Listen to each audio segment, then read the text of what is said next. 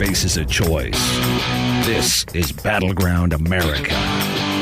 Here's Tara Servatius.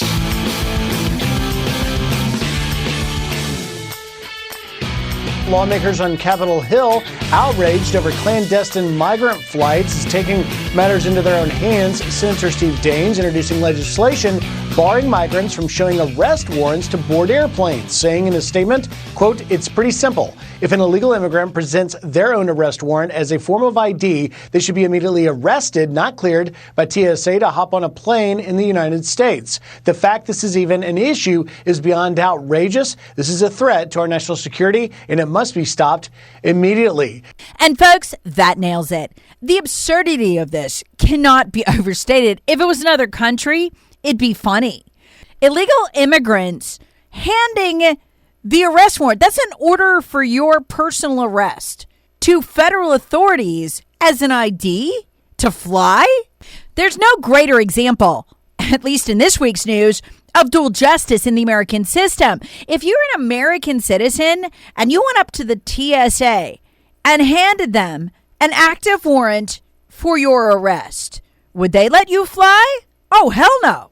No, they'd thank you for handing it to them as they paged the cop at the airport to arrest you or called local police because you're wanted. This is why Joe Biden had to cut a meeting with governors short once they started asking him about his immigration policies and these clandestine flights. Joe simply can't admit this is going on.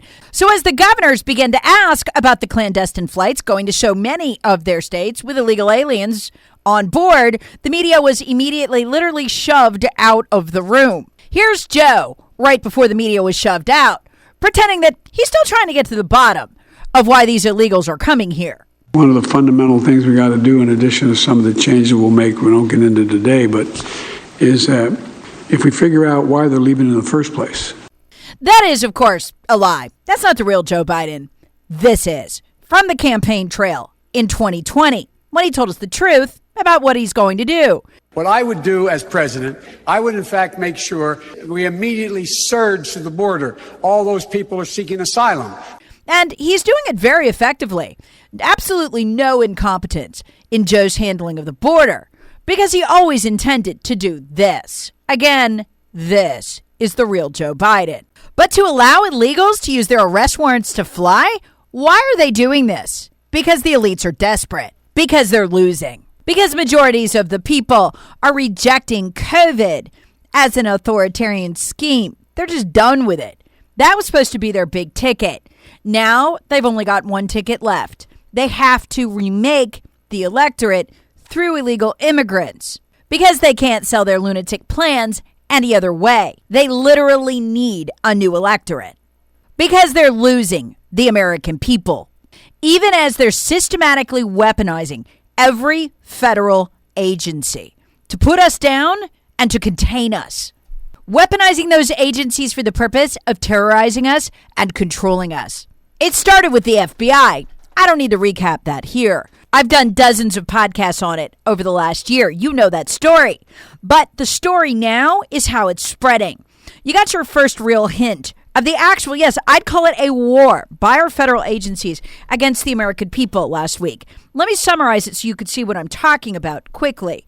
First, we find out that the Army is partnering with the Department of Homeland Security to move illegal alien fighting age males into the interior. That was in the New York Post. It was shocking.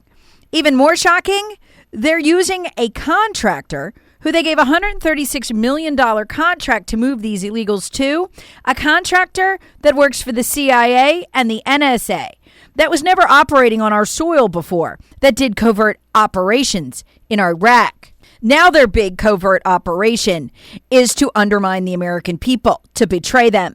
Then we learn that the Secret Service is refusing to turn over data that rightfully Congress can request on Hunter and Joe Biden's travel, specifically that data on their meetings with Chinese and Russian officials, some of whom we know flat out bribed them. It must be turned over to members of Congress for oversight.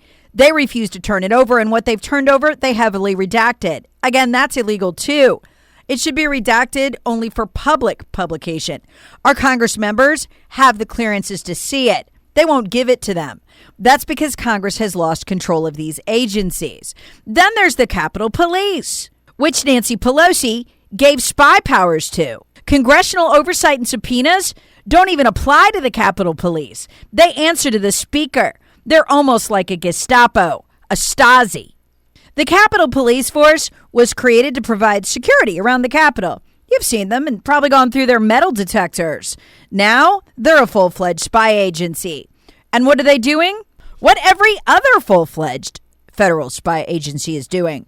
Spying on Republicans for the Democrats. Remember, they were only ever supposed to provide security for Congress. Well, after January 6, 2021, the Capitol Police announced plans to expand beyond their legislatively authorized purview and open offices first in Florida and California and then in at least a dozen other states.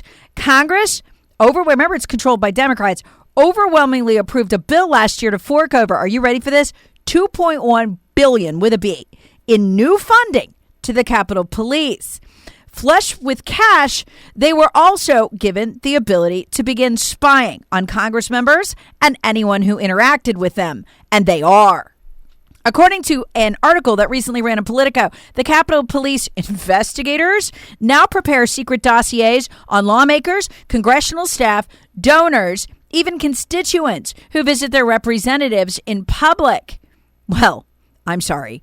Mostly, they've been focused on the Republicans, the terrorists. How it was recently discovered that the Capitol Police had spied upon and analyzed those who attended a fundraiser at a private home, not in Congress, not on congressional property, at a private home for Senator Rick Scott, a Republican out of Florida, and donors to House Minority Whip Steve Scalise, who was shot by a Bernie Sanders supporter, remember, in 2017. They don't care about that. Are also under Capitol Police scrutiny. They have been collecting dossiers on them all, including, yes, the donors.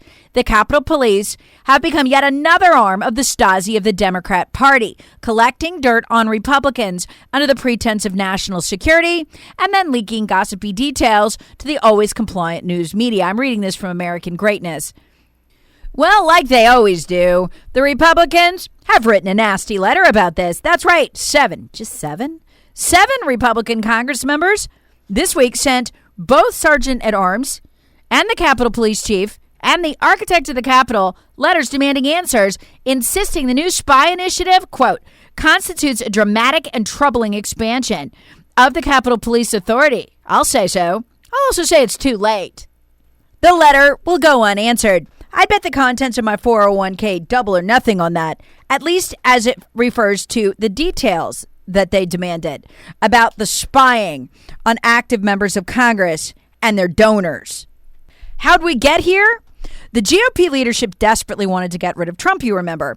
And so when they controlled Congress, they taught the FBI and the Department of Justice that they no longer needed to respond to subpoenas.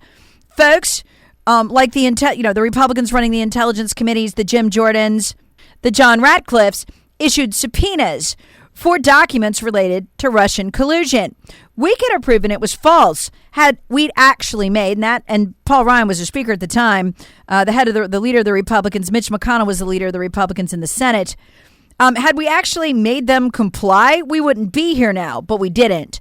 We taught them that it was totally okay to ignore the 36 subpoenas issued by Republicans legitimately trying to get to the bottom of the FBI and Hillary's Russian-based corruption. The fallout of that will echo for generations, as all the other agencies and the Democrats took that as a nod that they no longer needed to answer to Republicans. They no longer needed to answer to subpoenas, and they don't anymore. Then this week, we learned that we need to add another federal agency to the list of weaponized agencies that answer the Democrats, not Republicans, and who, going forward, will now be dedicated to terrorizing us, our followers, our donors, and our supporters. In much the same way that the Department of Justice has been weaponized to use the Patriot Act and the FBI and turn both weapons on innocent parents who complain at liberal-led school board meetings. The ATF, it turns out, and this is a bombshell, had been compiling the whole time a gun registry. This is explicitly illegal under federal law. It's not a murky question. They can't do it. They did anyway. When Republicans first caught wind of this back in November, they thought it was about 50 million gun records that the ATF had compiled and was storing in West Virginia and was in the process of digitizing. Turns out the database is much more extensive than that. Try over 900 million gun records that they're in the process of digitizing. And they go back 20 years. Congress members, to their shock and horror, well, the Republican ones anyway, the Democrats don't care, learned that the Biden administration is in possession of, get this, nearly 1 billion with a B records detailing American citizens' firearms purchases. This is according to an article broken by the Washington Free Beacon. Laura Ingraham did the story last night on Fox News 2. That's hundreds of millions more than Congress and the public has ever been aware of. The ATF actually disclosed this to lawmakers. So it has a database of 920,664,765 firearm purchase records. That includes, get this, both the digital and hard copy versions of those transactions. Now, all this started because when a licensed gun store goes out of business, its private records detailing gun transactions become ATF property and are stored at a federal site in West Virginia. Worse yet, the Biden administration decided to just unilaterally expand this law. And in the last year, in 2021, it collected, are you ready for this? 54 million records alone. Now you're thinking, wait, I thought it was illegal for them to have a gun registry, a gun database. It is. Here's a quote from Representative Michael Cloud out of Texas in the Washington Free Beacon. Quote, a federal firearms registry is explicitly banned by law, yet the Biden administration is again circumventing Congress and the law and enabling the notably corrupt ATF to manage a database of nearly 1 billion gun transfer records. Wow. Cloud told the Free Beacon, under the president's watch, the ATF has increased surveillance of American gun owners at an abhorrent level, he writes. The Biden administration continues to empower criminals and foreign nationals while threatening the rights of law-abiding Americans. It's shameful, and this administration should reconsider its continued attacks on American gun owners. Yeah, they're not going to. Now, here's what gets nuts. The ATF denies that these records are used to track gun owners. It transfers hard copies of the information into a searchable database that it says is used to trace firearms tied to crimes. But folks, that many firearms, they're not all tied to crimes. There's no way. I mean, we're talking about almost 1 billion records on Americans.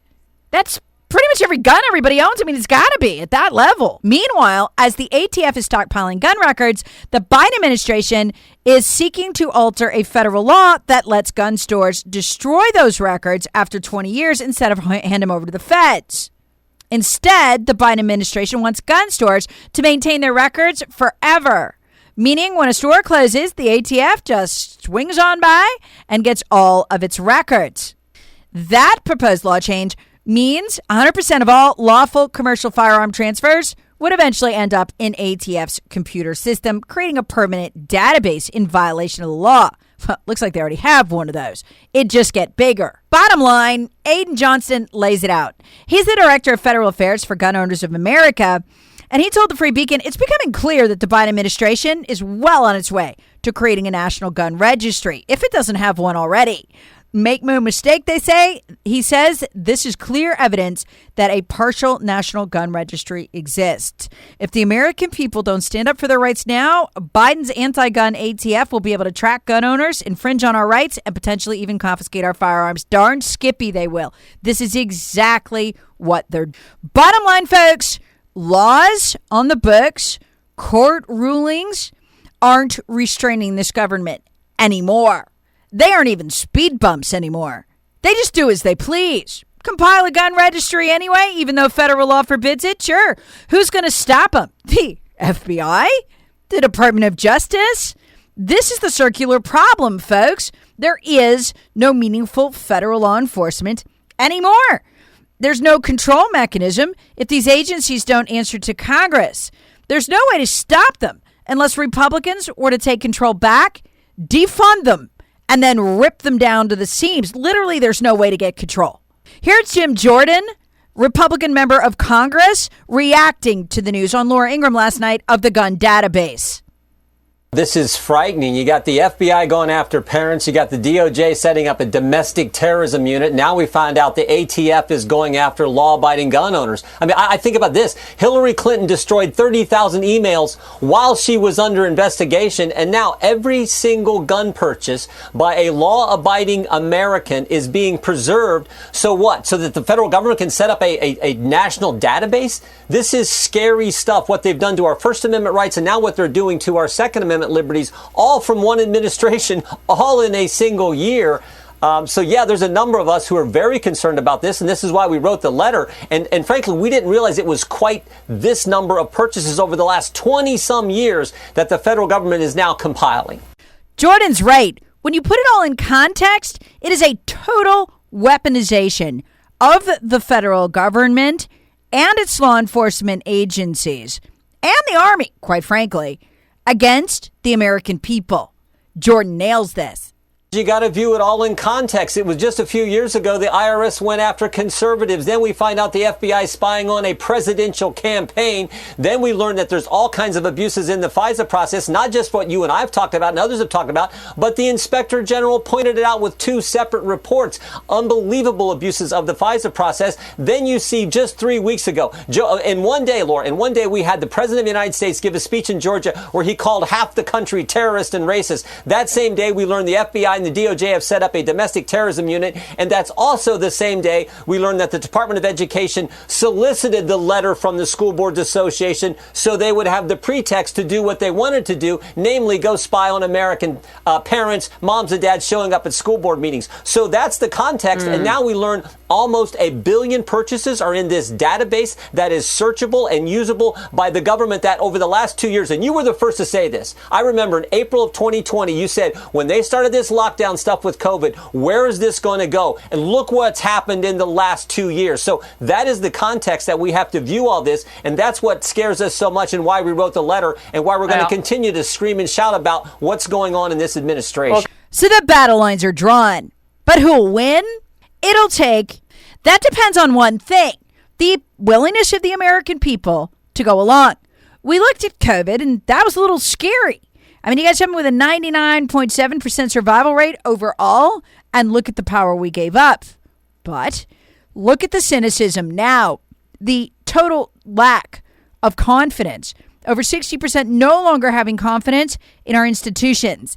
That's not just national. That poll just came out. That's international. COVID cost them a lot. People are beginning to question in ways they did not before. So, in answer to the question, are we doomed? Not necessarily. If the public accepts this level of control, we are. On the other hand, if they rebel like the Canadian truck drivers, we're not doomed to anything at all, but overthrowing the system and maybe ending up freer at the end of it.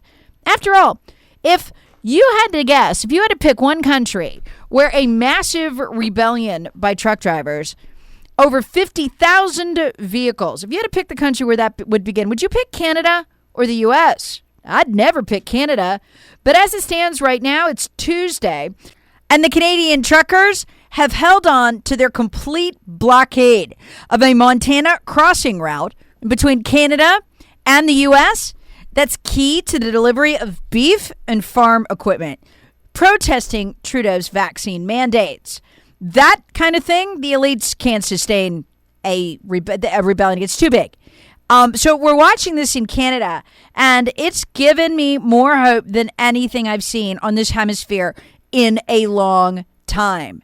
So if the public sees the elites for what they are and rebels, we will win. By the way, have you seen this? The cause of the vaccine mandates, public support for it is down 15 percentage points. 15 since this began. The people can win. We will win. if we stick together. If we don't, we'll live in the world they're building. One where agencies and institutions from the U.S. Army to the FBI, to the ATF, to the Secret Service, to the Capitol Police terrorize the American people endlessly, replace our local police officers, surveil us, and create a world where we live in fear, where every last move and word and breath and purchase is monitored and scrutinized, and people disappear, and there's nothing you can do about it. We can choose, starting right now, which world we'll live in. It could literally go either way. But remember this, it ain't over. Not by a long shot.